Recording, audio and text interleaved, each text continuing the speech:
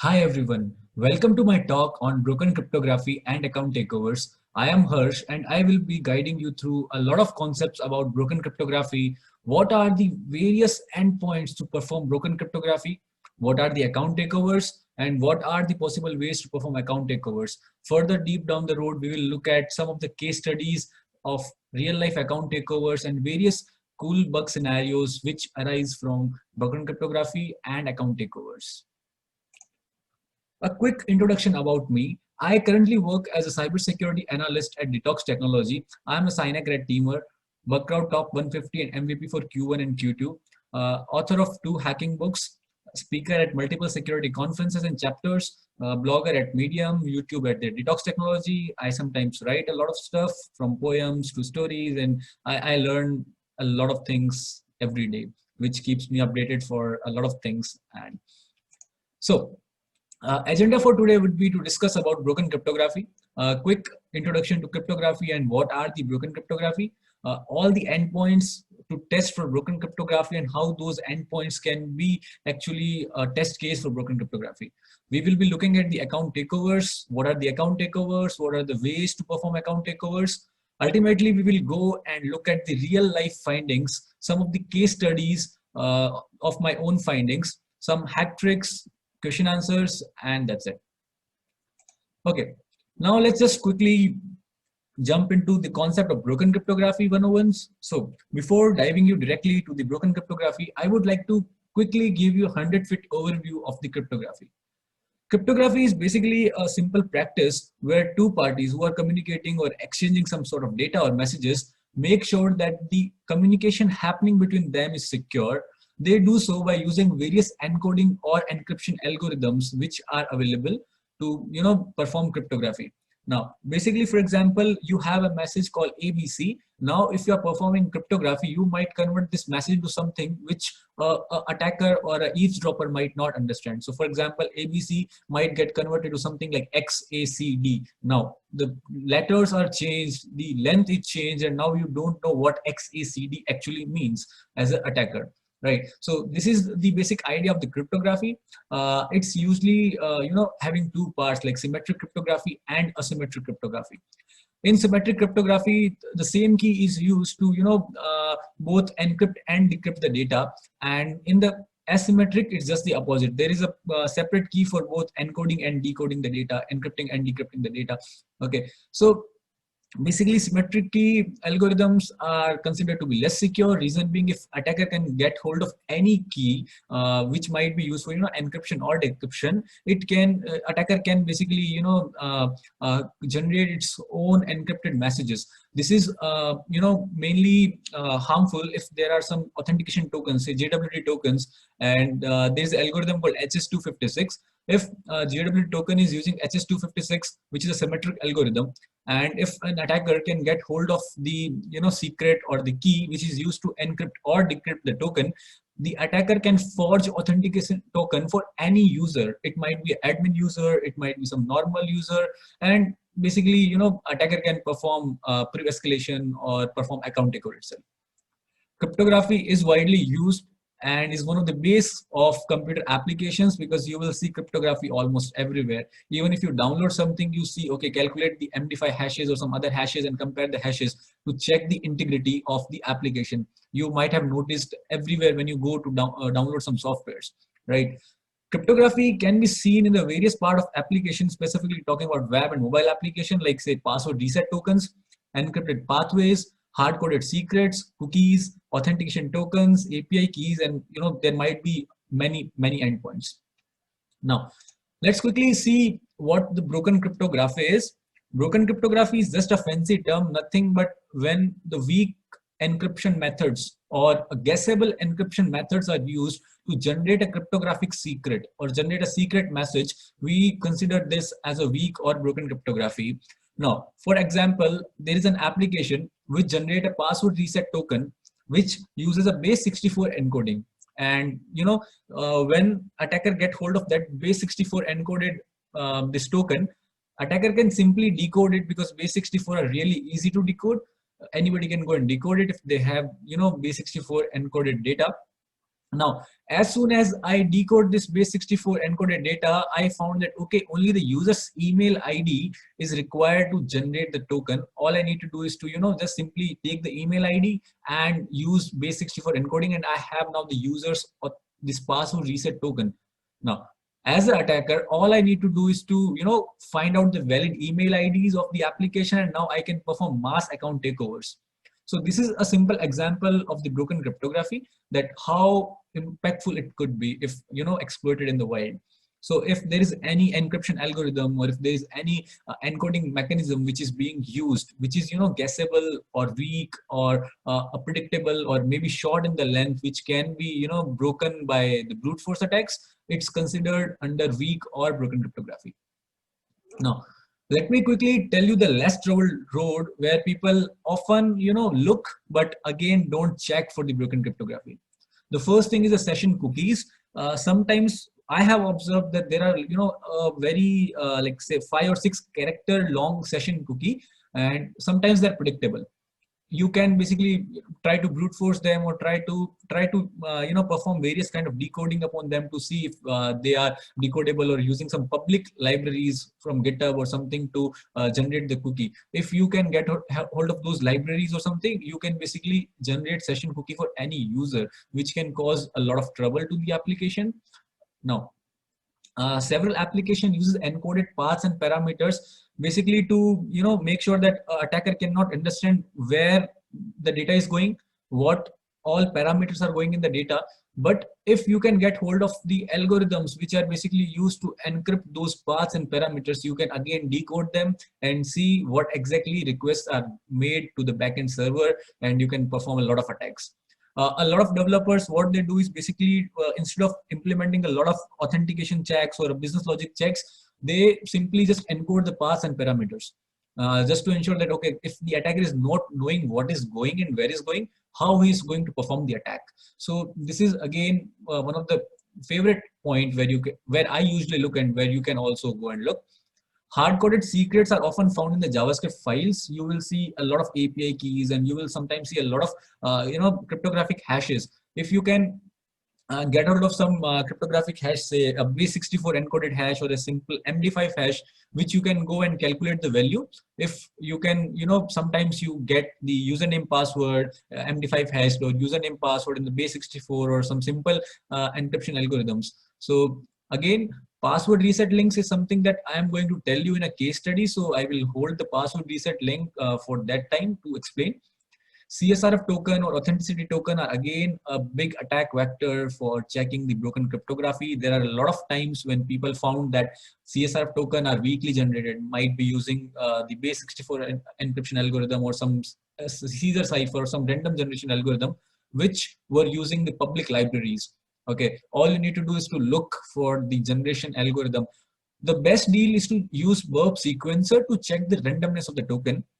What you need to do is basically you have to go to sequencer and take around like 100 requests where the token is differentiating, and now you will compare all those 100 to 200 requests and see what are the degree of randomness in the token, and based upon those degree of randomness, burp actually tell you is it exploitable. Like, you can get a good idea about it. Now, username and password or encrypted data, there might be a lot of use cases depending upon the application, what the application's business logic are. So, but these a few like session cookies and password reset links, CSRF token, these are really some of the favorite points where I go and look for the broken cryptography. Now, moving ahead, first we will look at what are the account takeovers, and after that we will discuss about account takeovers, and then we will dive directly into the case studies. Now, account takeover simply refer if, as an attacker, I can get hold of a victim's account. I can now create, modify, update, or delete anything in the victim's account. When I can basically perform any CRUD operation, CRUD, create, read, update, and delete operations, or I can totally compromise, hijack a victim's account, and I have total persistence access of the victim's account. I consider it as account takeover. Account takeover come into many forms, and usually account takeovers are themselves not a vulnerability, but it is a result of multiple vulnerabilities, you can say. So for example, there is a CSRF attack because of which a attacker user can basically, change the email of any victim user. Now, if as an attacker, I can use CSRF to change any email address, basically, I can also call the forget password or reset password link upon the newly changed email of the victim account. Now, if I have the password reset link on my attacker controlled email, I can basically change the password. Once I change the password to the victim account, now I have the persistence access to the victim's account.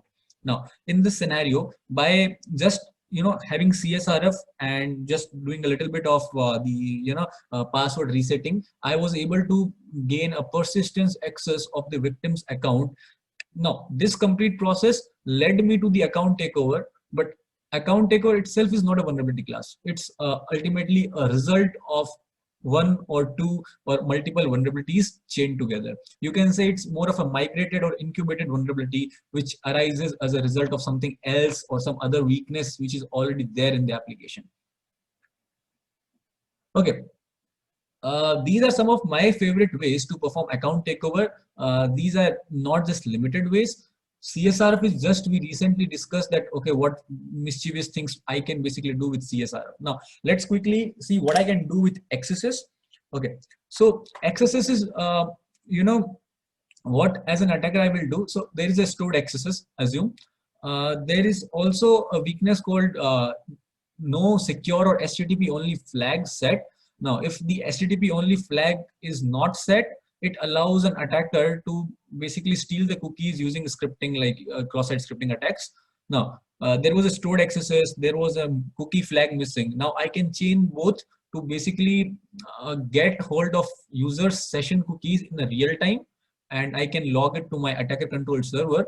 Once I have the attackers or the victim user's session cookies, I can basically use those session cookies to log in to the victim's account. Now I have a temporary access to the victim's account.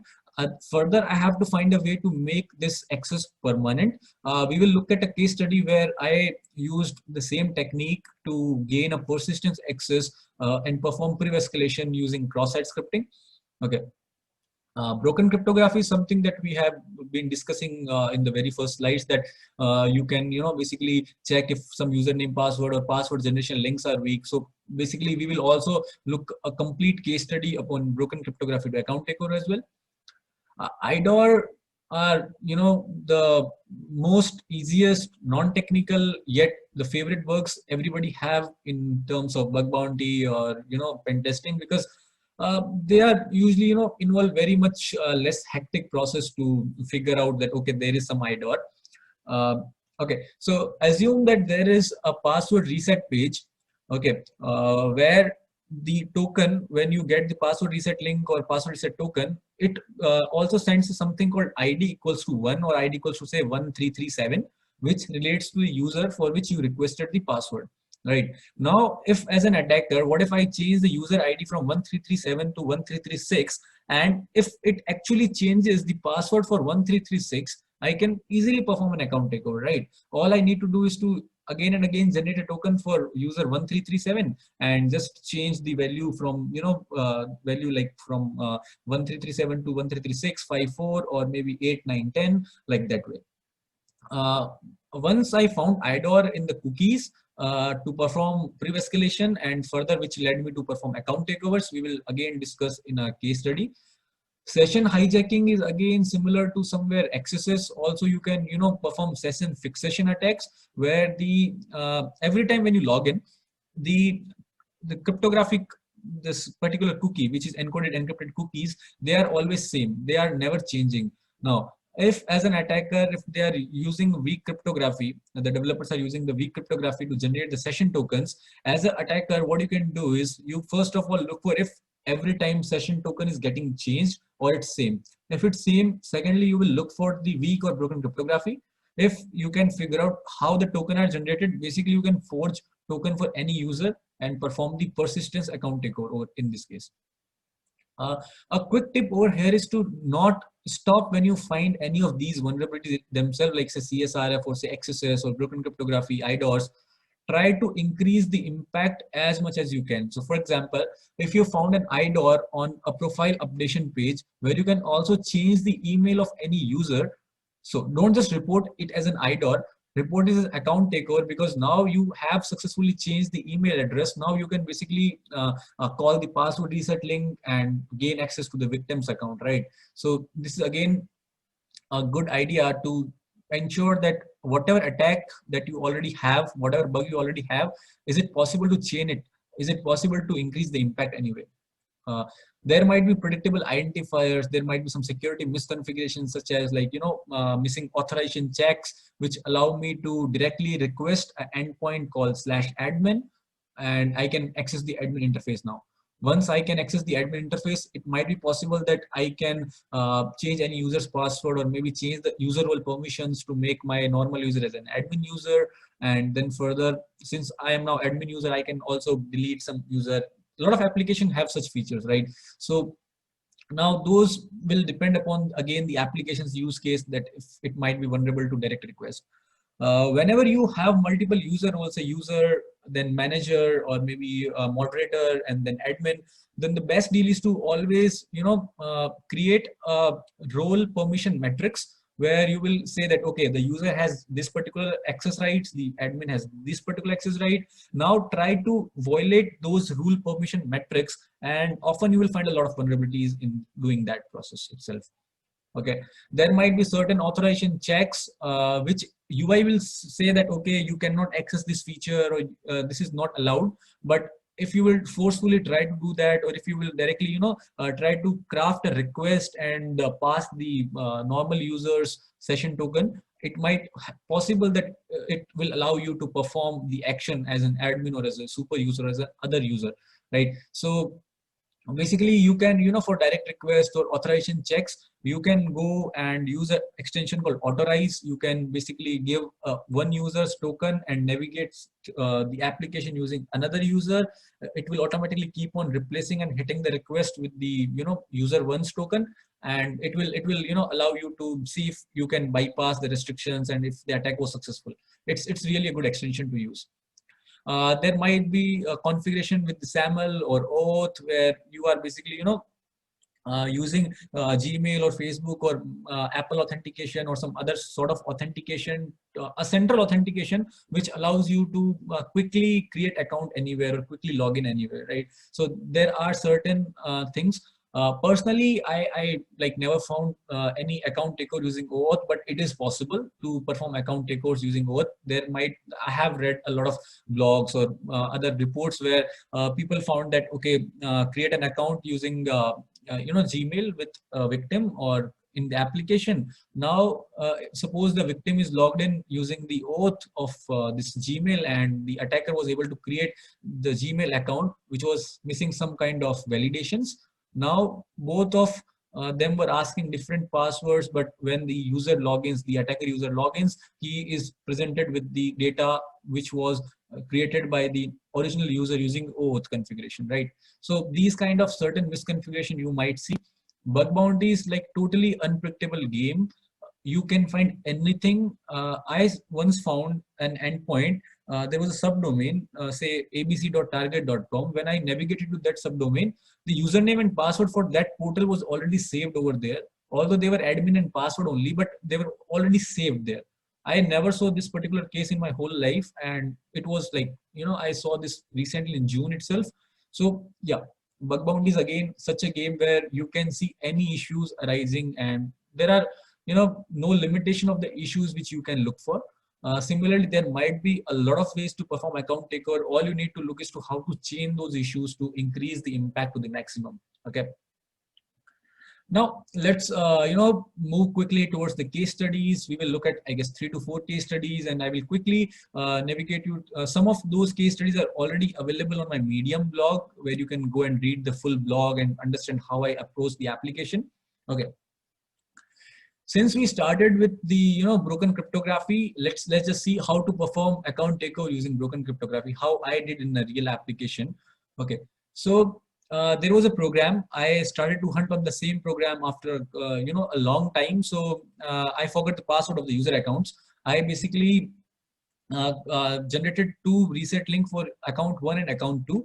I usually use aliases like say +1 +2 to quickly remember, okay, these are my test accounts. Now when I was requesting the new password, the flow was like simply request new password, receive a unique reset link, and it resets the password, right?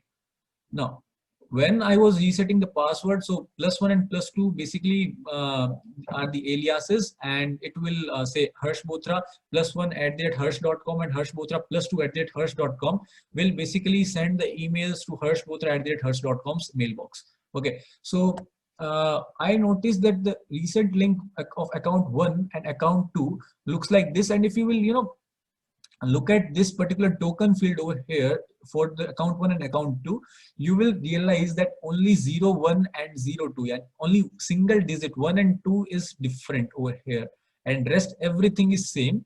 So what I did, I basically calculated how many characters were there in my email. Okay, so I calculated, say there were 10 characters in the email, and then I noticed that okay, there are only except this %40, which was basically at the rate, so there are equal number of character in the token itself. Then I created a new account using a new email, and again, that was having some 12 characters, for example, and I noticed that okay, token was again having 12 characters. So one thing was clear, that the token was generated using some weak cryptography. Now the next game was to identify how the token was being generated. So the first thing was like this %40 took my attention, and I converted this %40 into at the rate.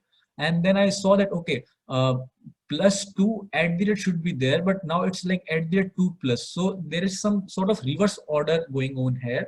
And then like digging a little bit further, I got that once you reverse the email and use the Caesar cipher with key 13 or road 13 cipher, you will get your password reset token. So take an example of your victim email, say hbothra22@gmail.com. Now you have to reverse this particular email address like this, hbothra22@gmail.com. Okay. Now, once you do the reverse, encrypt this with Caesar cipher or road 13, with like Caesar cipher having key 13 or road 13, you will get this particular thing. Simply change this at the rate to %40 and you will get your final example token. And every time when you will request the password reset link, the token would be same. This way you can take over any user's account just by knowing the email. Now again, to increase the impact, what I did was I performed email enumeration at forget password. Forget password page was telling me basically that if the email I am entering is valid or not. Now I changed those little issues, and initially it was a P1, but appreciation that I got was for P0 because I changed issues really well in that particular case. So always make sure to pay attention that how password reset links or how various account verification or other tokens are being generated. And there are a lot of chance that in some old applications or in some subsidiaries of the application, you might find similar type of issues where the weak hashes are used or weak generation algorithms are used. Okay.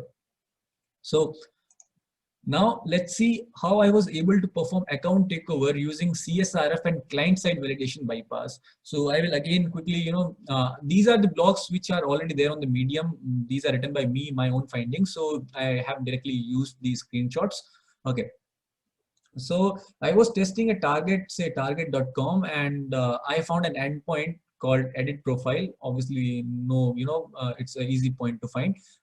It was directly there. So which was like looking like this. Okay, there was a lot of request body and all. There was normal cookies going on. There was no JWT or no CSRF token at all. Okay, so there is something called username equals to test, description is equals to some text, phone number, NT-CSRF token has some value. So it was validating if the NT-CSRF token was present or not. Okay. Also, if I am using the NT-CSRF token of my own for the victim, it was having every kind of remediation. What I did basically was change the request method from post to get and remove this particular field called NT-CSRF and perform the request. Request got completed successfully for the victim, and I was able to change the email address or say phone number in this particular case. Okay. Now, since there was only phone number change, and now there was still like, to reset the password, I have to rely upon the email, and there was no way to change email in this particular application. So the impact in this particular case is usually around P3. Now let's see that how I was managed to increase the impact a bit further. Okay. So since it was a low severity issue, I reported it, but again, I was like, looking at something on the same day. So I found that there is an endpoint called change password, which is taking current password, new password, and this again confirm new password field, and again having some anti-CSRF token. Now we know that we can bypass anti-CSRF token. So this thing took my interest. I just simply removed this current password field and just send this new password and confirm password field. Okay. And I was able to perform CSRF attack to actually change any user's password. Okay. So basically now we have two things: a way to bypass and perform bypass, the CSR bypass, and a way to bypass current password on password change by basically tempering this client side request. There was no server side validation. That's why it was possible to process the request without current password field. Now the final request for the CSR will look something like this: a simple get request where I all have to do is like new password and confirm password, and copy this link and send to the victim.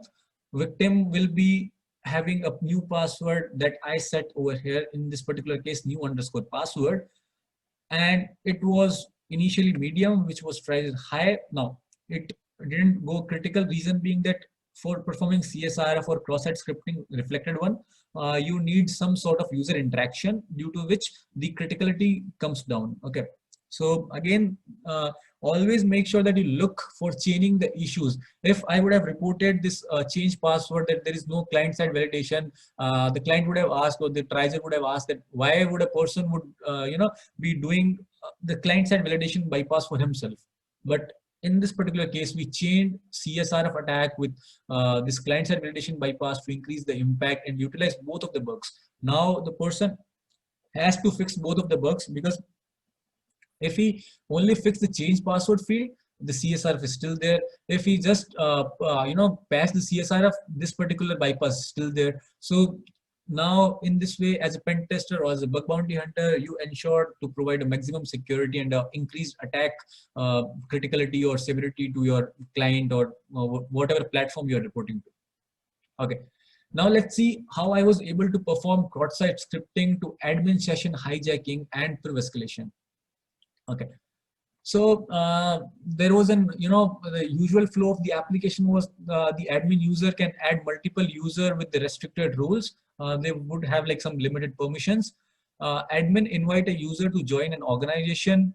Invited users can create a profile, and all the users information is visible under a people's directory into the admins panel. Okay.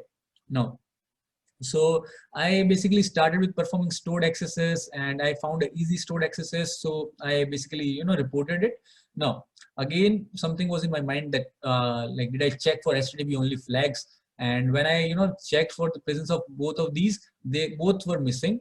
Okay. Now, basically I can, I have insecure cookies. I have cross-site scripting, which is stored in nature. I can now do without user interaction, like without sending a user a link. I can perform a cookie grabbing attack and perform session hijacking. So what I did was I basically created a stored accesses payload which will grab cookies on my attacker control server.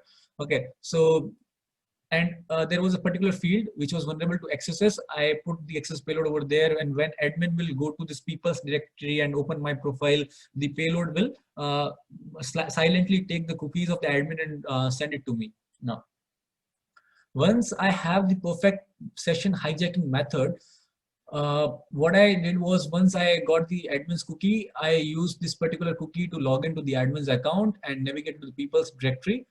And further, basically, once I got the access to the cookie, I changed my user role from restricted user to the admin user. Now my lower privileged user has complete access as an admin. So just for fun, because they all were my test account only, I went ahead and removed the original admin as well from the attacker's account. Now, originally there was a simple stored accesses chained with the insecure cookies, which allowed me to perform session hijacking, and further down the road it allowed me to perform priv escalation as well. And it was a complete account takeover stuff, because the admin has some functionality to basically change the password for any user and change the email or any users any details. So this way the impact again went to P1 from P2 initially. So this is how you can basically game up your lower vulnerability, chain them together to increase the impact to something critical. Okay. Now let's see the IDOR and cookies to account takeover. I haven't written a blog, so basically I created some steps for you. Okay. So log in as a victim user and simply capture the request with burp. You can use the cookie editors or burp dev tools or anything to see the cookies. In cookie section, there was an interesting parameter called role parameter, which was having a 2-digit value, say like 00. This was my normal user account. So this 00 value like actually took my interest. So just to confirm before attacking, I created an admin account to observe that what will be the value in role for admin account. And to my surprise, and it was 11. Okay, so upon further inspection and mapping again user role and permission metrics, there were certain user roles, say normal user, the manager user, moderator user, and the admin user. So basically there are 4 roles. So I created the user role and permission metrics for both, like all 4, and I noticed that the role parameter for all these 4 users were like 00, 01, 10, and 11. So which is basically your simply binary bits. Say 00 is like 0 means like the limited permission. 11 is your like complete permissions, right? So in binary, like we say 0, 1, 2, 3. So that way it had like complete permission.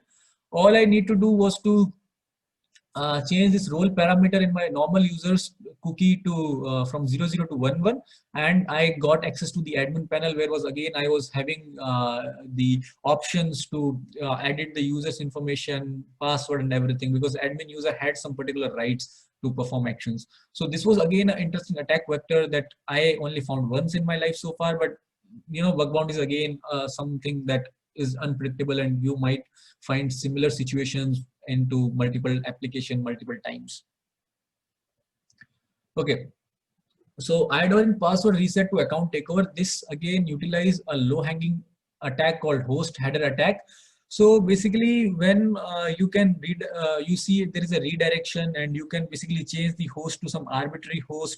There are usually no impact for the host header injection or host header attack, but if you can do it on password reset page and you can receive a password reset link with some malicious origin, then the host header attack is actually something interesting attack vector. Although it's not critical in nature, because ultimately it requires you to social engineer the user to go and click on the malicious link. But again, it might be possible. There are a lot of victims which might go and simply click the emails. So there was a password reset page which was vulnerable to host header attack. Simply go and request a password reset link with the malicious login, malicious origin. Sorry, victim will receive a password reset link with the malicious origin. Like the original link will be like something like this: the original target.com/reset/token and the token here. But when you will perform hosted attack, the spoof link will be like malicious target.com. This will be your control domain. It can be anything like say attacker.com or Hirsch.com or anything. Then go to reset/token and provide the token over here. Now, all the attacker need to do is to set up a logger on this attacker control domain.